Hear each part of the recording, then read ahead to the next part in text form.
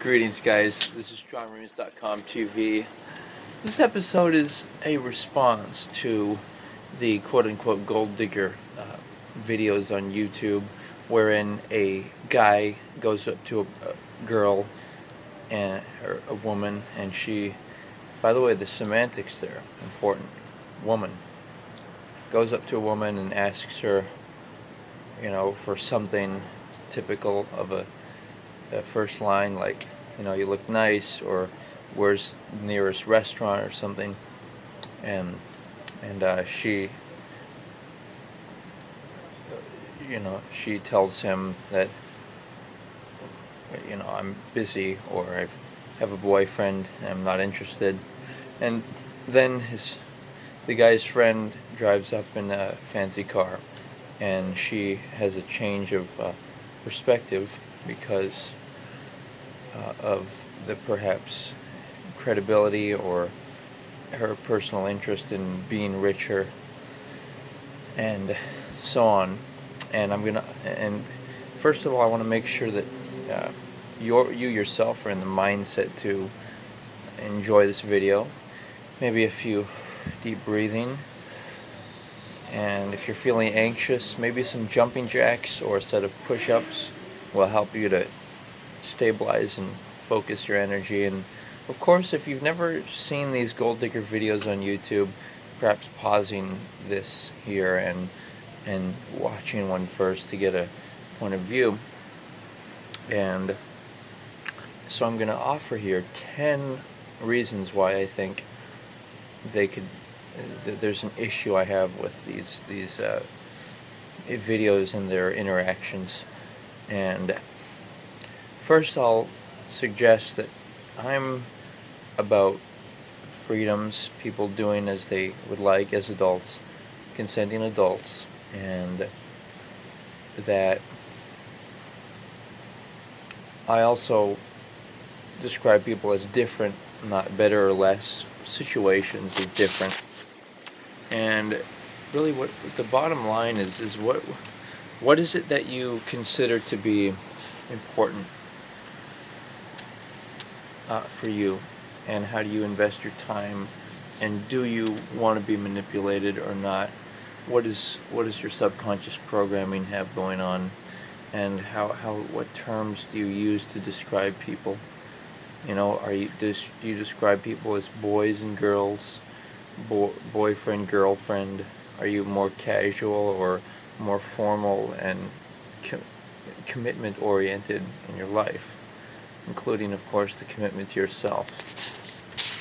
So here are 10 reasonings to describe these videos and my opinions on these videos.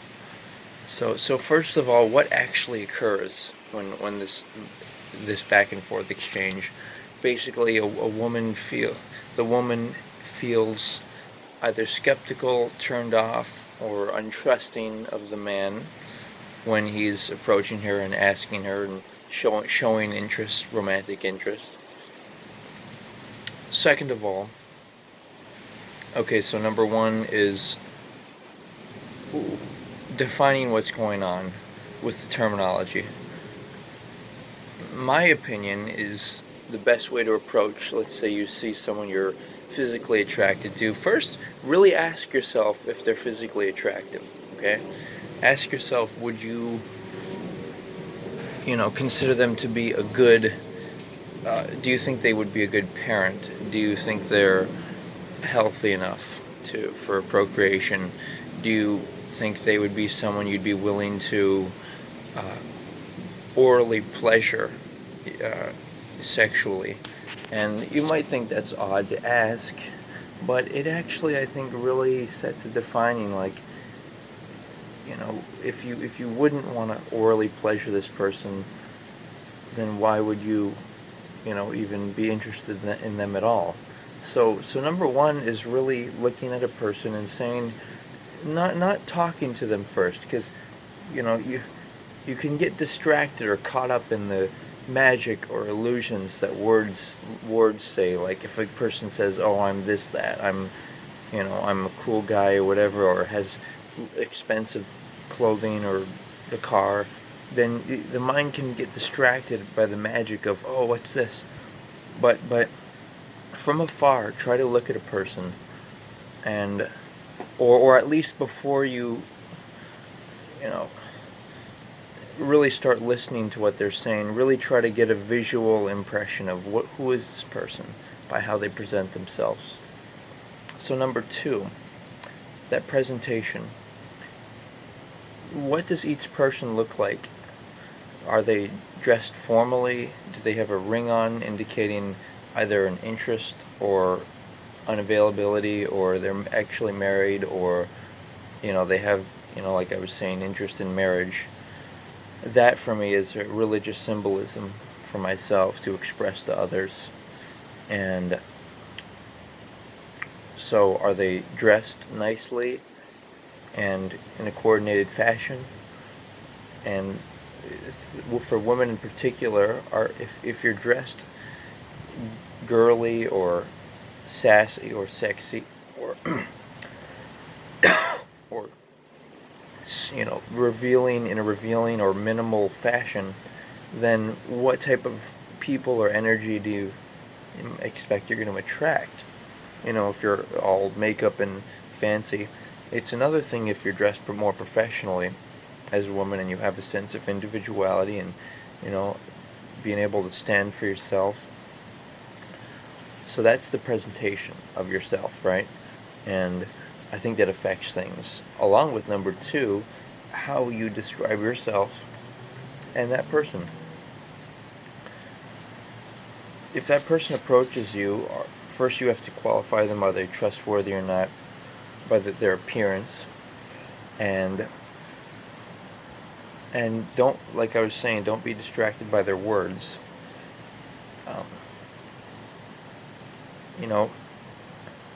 Say that I'm maybe describing yourself. I like to use my first name and also something that's important to me. So, for instance, let's say you're really interested in politics or health or any type of grouping or religion or place of origin, or maybe even your job title, like the way these people approach in these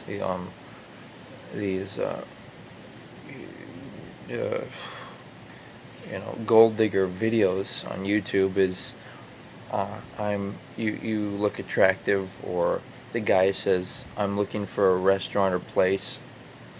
First, I think it's important to identify oneself. So if I was a woman, I would say, first of all, number 3, do you even have the energy for this person? Do you want to give them your time and energy and your personal information? They might be asking you for your name or where you're from. That's personal information, and realize that you are not obligated to give away any of this to anyone.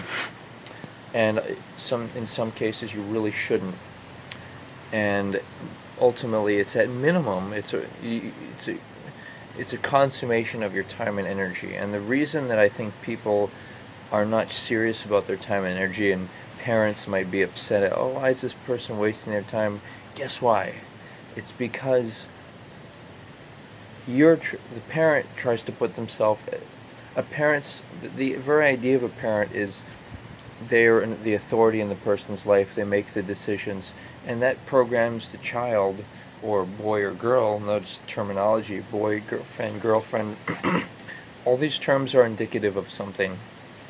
That's who they are, a boy or a girl. And as I was saying, in number 1, the presentation of yourself as a professional man or woman, an adult. That sets the mood, the theme of what's going on, and then how you identify yourself. Well, I am, if you even want to, at all. In some instances, the woman might just want to walk away, or the way you identify yourself is, I'm maybe I myself, for example, I say, "Yeah, I'm Mr. John. I'm a vegan. I'm interested in global betterment, global improvement." And someone might say that, oh, I'm, Miss Jean, and I'm interested in, maybe she might say, I'm also interested in veganism or health, or whatever it is. It's important to identify each other, and then say if you want to further pursue. And and the reality being that when you're meeting with someone, you have to ask yourself, what does this person actually want? And for me, I always want first to be friends with someone, to be acquainted with them, and I think people are interested in two things in terms of their sexuality. Is they're either wanting to have sex as soon as possible, or they're only wanting to have sex and intimacy only after marriage. So that's, I would say, that's number four. Qualify the person by their what their status is. Are they interested in intimacy right now, as soon as possible, or are they marriage oriented? That for me is a big defining factor as to who a person is. And it's not that I'm thinking I'm better than people who are not of marriage oriented nature, but I am thinking that I prefer people who are marriage oriented. And and that has to do with commitment to yourself. Like, you're not just going to casually or informally give your passion to, oh, some boyfriend or girlfriend, and maybe it'll work out. You're not going to diffuse all your passion and your time to different people. Like, oh, let's break up. Maybe hopefully I can get with another one, and fall victim to the perhaps social conditioning or societal expectations of, oh, you've got to be in a relationship, you've got to have children, you've got to do so and so and so. I'm not gonna be subject to that. So going on, right? So number five is just to bring to awareness your own dreams, your own personal dreams, and that when you are around a person, this has to do with self-control as well. So it's more, number five is more about your whole system, and then I'll do 6, 7, and 8. So number five is number one, your basic needs. A person approaches a quote unquote gold digger, however you would say, and then they come up in their fancy car, and then the person, if their basic needs are met, and they're their own authority, as I was saying, they don't call people their parent or grandparent. They name themselves their own person, and they're not submissive to anyone. Then guess what happens? And by the way, when people say stuff to try to be flirtatious or whatnot, sometimes they're trying to put themselves in a place of authority, as and they might say stuff like, be too casual, try to catch the person off guard, be too friendly, um,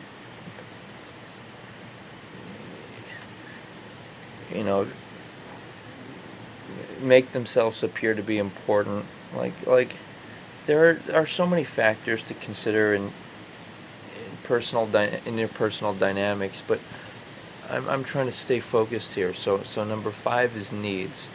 If a person approaches you and asks, do you want to ride? Do you want to have dinner? Do you, in these videos, this is what happens. And sometimes the woman will say yes. And basically what the woman's saying is, I'm poor or needy and desperate, and I want these things. And that means that they're expecting someone to fulfill those needs. And the idea of calling someone your parent or whatnot, it programs you to think that, oh, someone else is supposed to feed me dinner every night. Someone else transportation and food is supposed to be free, and housing, and bringing someone to the mall or to go out to the movies. All this is not free. It takes effort to make the food production. It takes effort to make the car and so on. And what happens is when you think in terms of meeting your own needs, and you start seeing the value of every single $10 in every single hour of your day, then you start to be more selective and say, my time's important. I'm not going to waste it with some random person. I'm not going to go with some stranger. I have an agenda. I have a routine. And number 6, it has to do with your desires. If you're in a mood to be satisfied and you're not able to satisfy yourself, which people can, men and women can engage in masturbation to use orgasm to activate their desire center, their second chakra. When you do that, you're no longer hoping or wanting for someone else to do that for you. So you're in a strong position of authority in your life, of royalty in your life. And so you're not controlled by your desires, your own desires, or somebody else's desires.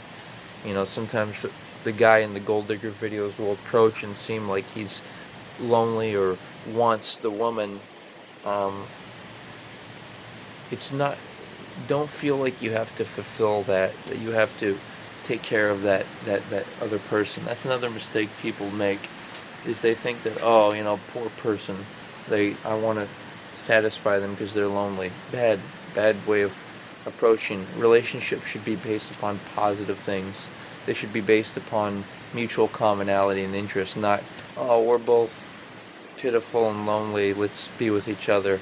That is not a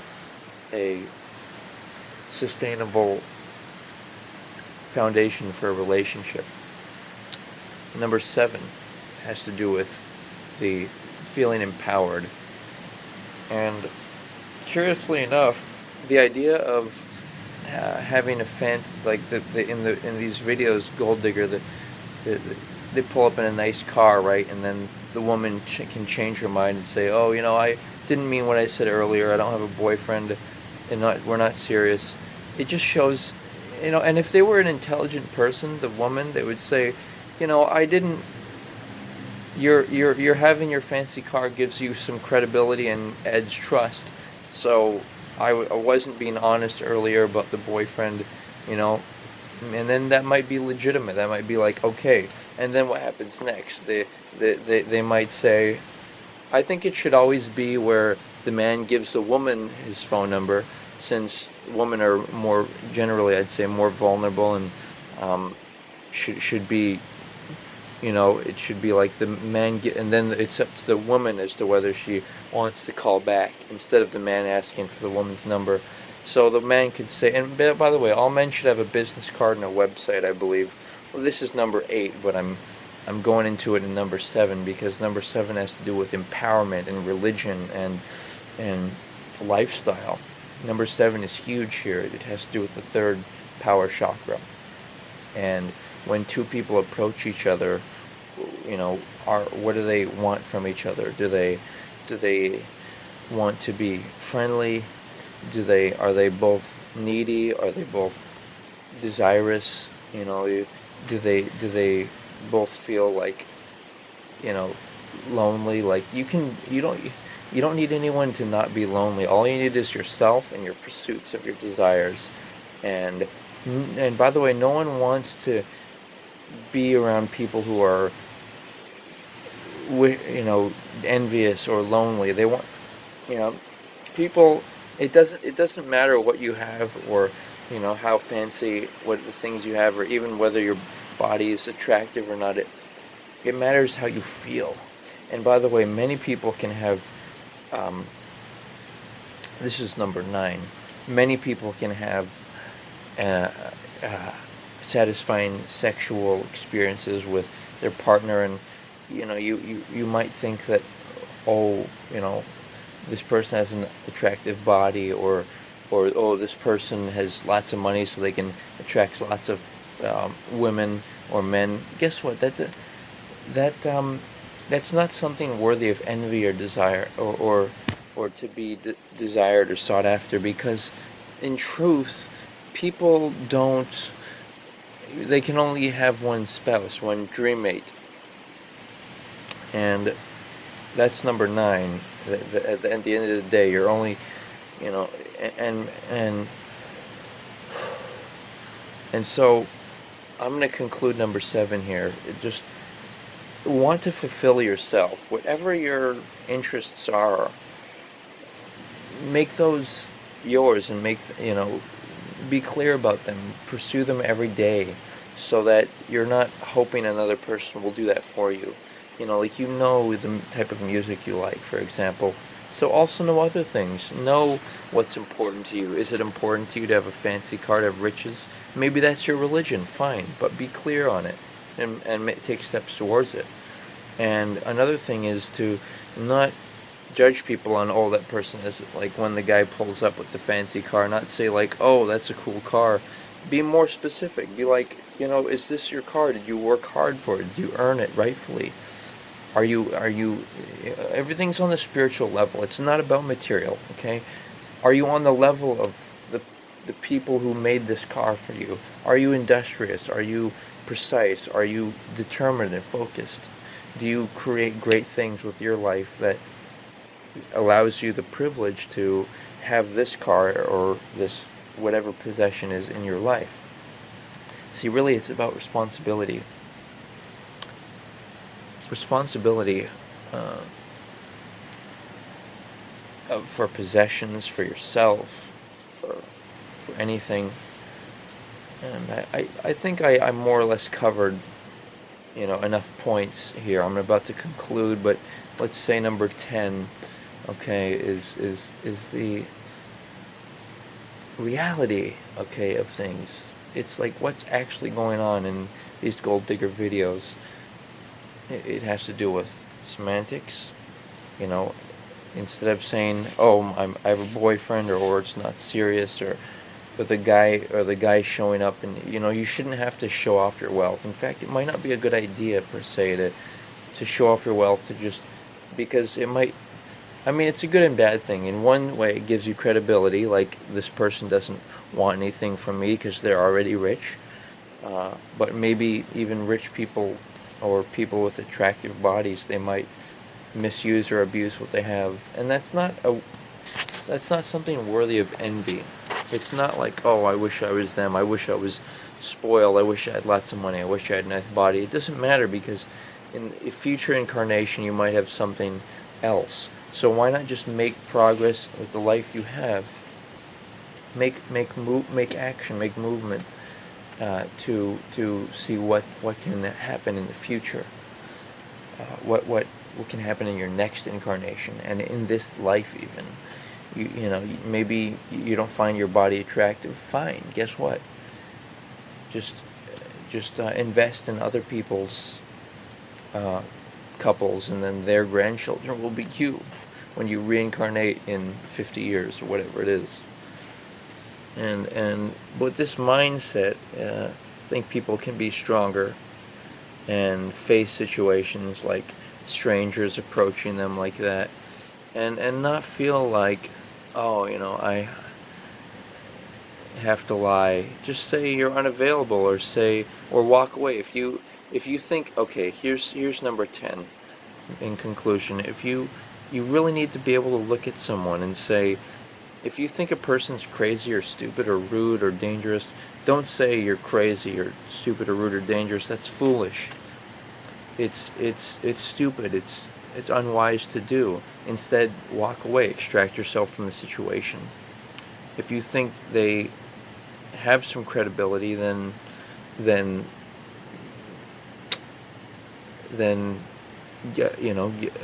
talk to them. But make it so you're not revealing too much information, and only what's necessary. State, what are you interested in, or describe what you're, ask them, and so just different approaches, 10 ways to do something differently than what goes on in these gold digger videos. And at the end of the day, it's about not wanting people to fulfill your needs, desires, wants, because that gives them control over you. And really examining, this is kind of a bonus idea, 11, really examining what's important to you. What do you identify with? Is a fancy car that important? Or is perhaps your religion or spiritual interests important? Or political views? Or maybe your educational pursuits? Or your career? Or other groups you might identify with? For me, for example, I ask people, are you interested in marriage? Is marriage important to you? Are you health oriented? Like I'm vegan, for example. So those are important things that I might bring up when meeting people. And at the end of the day, it's like I was saying, have your own website, business cards, be professional, even if you don't have your own business yet. Present yourself in a way that it's like a guy could quickly give a lady his card and say, I just wanted to offer you my card, and nothing further. We don't need to talk beyond that, and just say, check me out. That way it's a quick thing. But I'll first qualify it with, hello, I'm me, and then what are you? Because at the end of the day, you want to be friends with someone first before intimacy. And by the way, believe it or not, intimacy, in my opinion, is actually marriage. Think about it. The marriage ceremony, is that so significant? Or in reality, is it intimacy, be it verbal or physical, that really defines your relationship to someone and bond, connects you to someone? Thanks for considering, and be strong, be royal. themodernroyal.com. It's another website to see an alternative look at things like I'm sharing now, and not be a gold digger, not disrespect people, and realize that the reason people engage in things like gold digging or prostitution is actually because they don't care about the other person. If you really care about someone and respect them and their interests, you're not going to be a gold digger, or you're not going to try to seduce them with your driving up in a fancy car, or you're not even going to make fun of them by calling them a gold digger on YouTube. So different things to think about. Thanks for considering. And look at root issues. Look at why you disrespect men or women. Sometimes it's just that psychological programming of, calling someone your mother or father. Bad idea. Never call someone your mother, father, grandfather, uncle, older brother, nephew, etc. That gives people a position of hierarchy and authority over you. It distorts your thinking and makes you maybe be upset at women, maybe be upset at men, and so on. Thank you for looking into this. Let's work on it.